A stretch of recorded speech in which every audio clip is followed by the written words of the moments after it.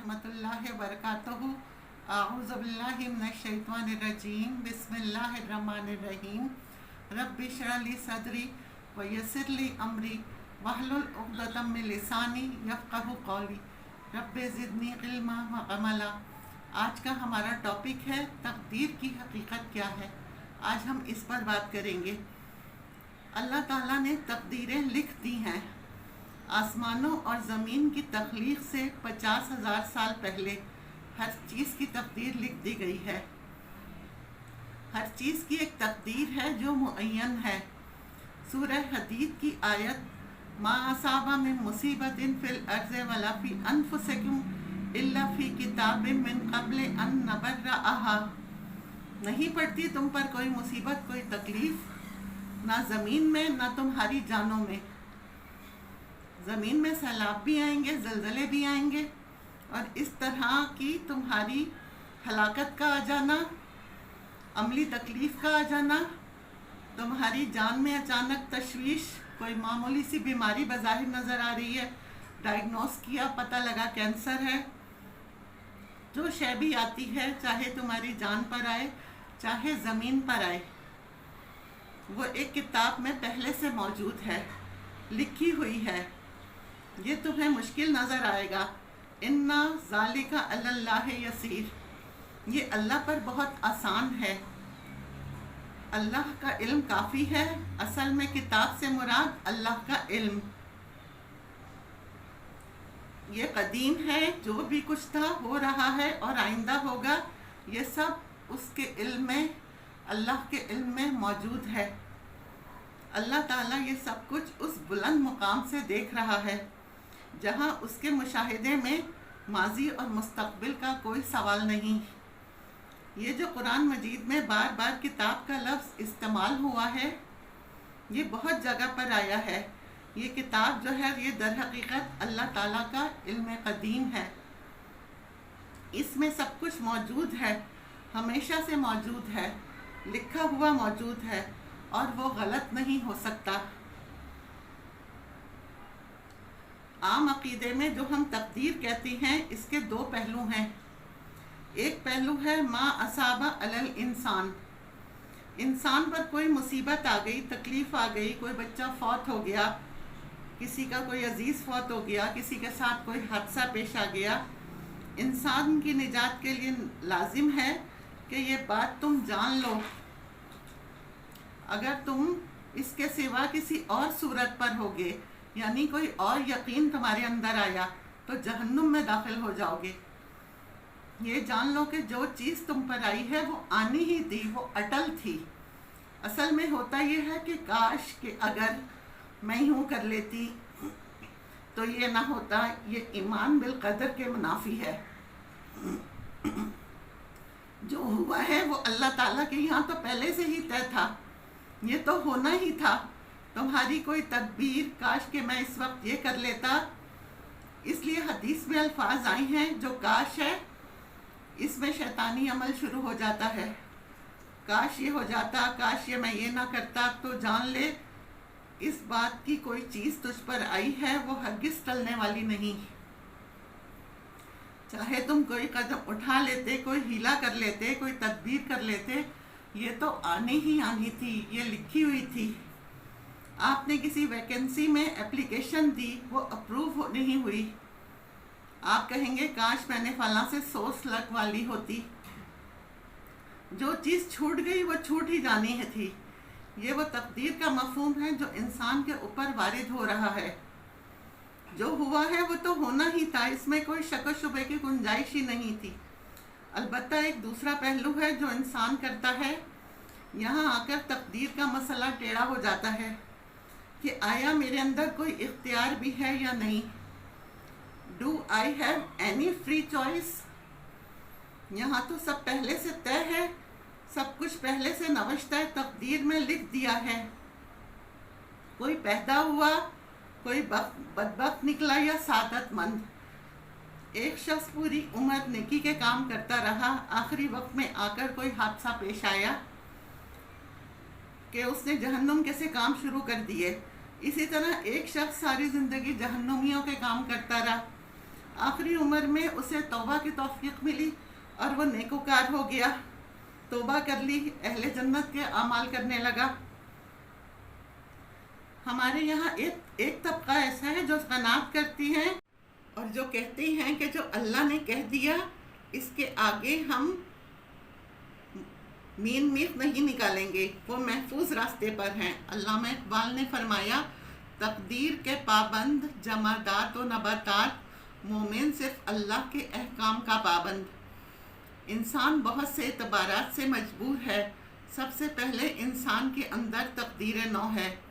انسان نے مشین ایجاد کی، جہاز ایجاد کیا، اس میں 500 آدمی، 1000 آدمی اتنا سامان لے کر جا رہے ہیں، جہاز جا رہا ہے لیکن انسان خود نہیں اڑ سکتا، یہ تقدیر نو ہے۔ اللہ نے ایک اندازہ مقرر کر دیا، اس سے باہر نہیں جا سکتا۔ پھر تقدیر شخصی ہے، یعنی بعض اوصاف اور صفات ہمیں وراثت میں ملتے ہیں۔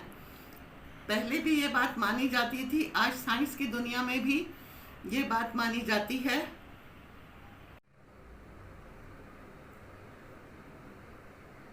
جینس کو نہیں بدل سکتا، جو جینس بھی آپ کو اپنے والدین کی طرف سے ملے ہیں آپ کی شخصیت کو فیصلہ کن طرز پر ڈھال دیتی ہے۔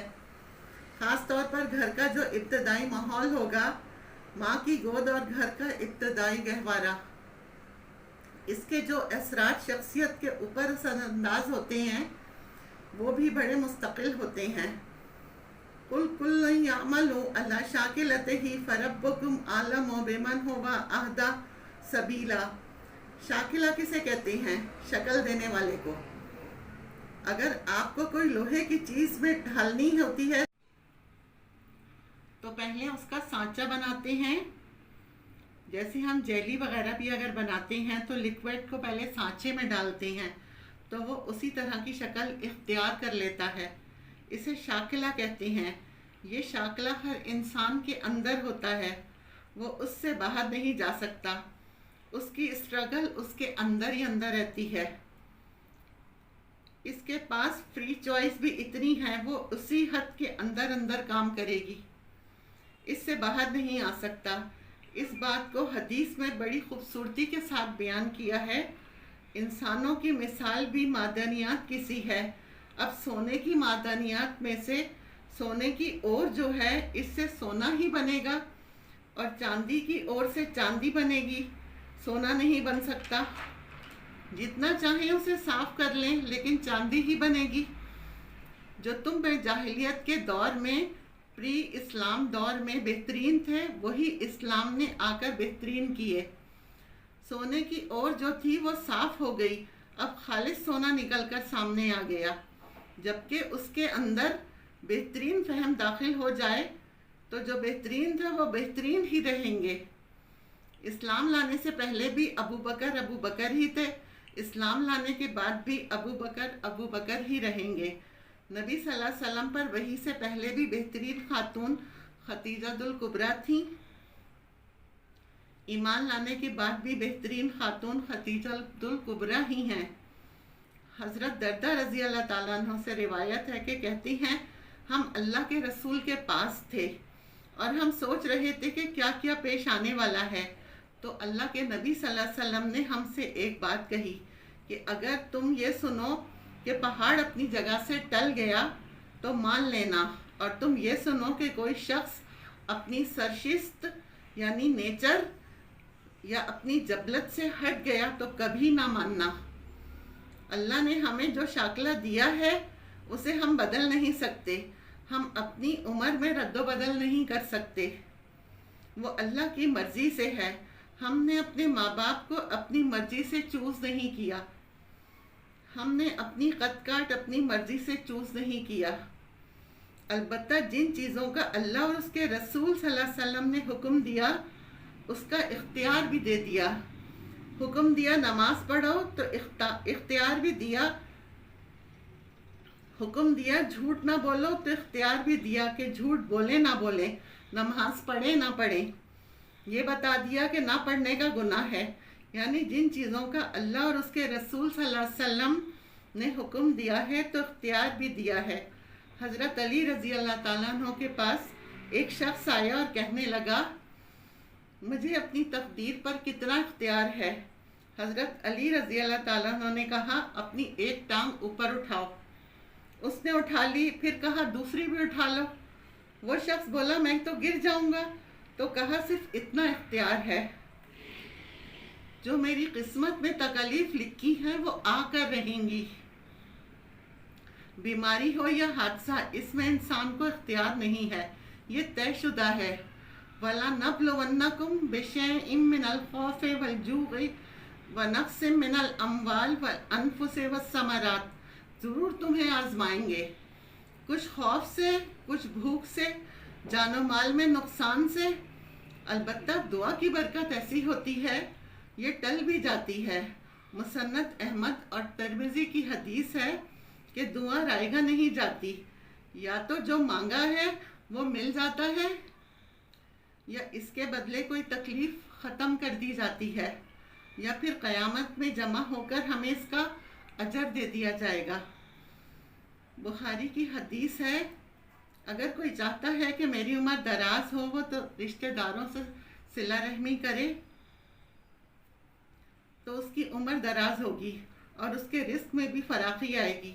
لیکن یہ بھی تقدیر میں ایسے ہی لکھا ہوگا کہ ایک شخص اپنے رشتہ داروں سے حسن سلوک کرے گا تو ہم اس کی عمر 60 سال کی عمر ہے تو 80 سال کی کر دیں گے۔ اسی لیے تمام مسلمان تقدیر کے اچھا اور برا ہونے پر ایمان رکھتے ہیں، کیونکہ تقدیر سمجھ لیں یہ اللہ کا ڈیٹا ہے۔ اللہ تعالیٰ تو عالم الغیب ہے، اللہ نے اپنے علم سے وہ چیزیں پہلے ہی لکھ دی ہیں، ہمیں پابند نہیں کیا، پھر دنیا میں رسول بھیجے۔ قرآن کہتا ہے اِنَّا هَدَيْنَاهُ السَّبِيلَ، ہم نے ہدایت کا راستہ واضح کیا ہے۔ اما شاکرا و اما کفورا، تمہاری مرضی ہے، چاہے شکر گزاری کی روش اختیار کرو، چاہے ناشکری کی اختیار کرو۔ اختیار دے دیا ہے شکر گزاری کے لیے، ہم نے کوئی زبردستی نہیں کرنی۔ سورہ عنکبوت میں ہے وَالَّذِينَ جَاهَدُوا فِينَا لَهَدَيْنَاهُمْ سُبُلَنَا وَإِنَّ اللَّهَ لَمَعَ الْمُحْسِنِينَ، جو لوگ ہماری راہ میں کوشش کریں گے ہم ان کے لیے ہدایت کی راہ کھول دیں گے، وہ پھر ہم تک پہنچیں گے۔ کوشش کرنی ہے، یقیناً اللہ نیکوں کے ساتھ ہے۔ وَمَا عَلَيْنَا إِلَّا الْبَلَاغُ۔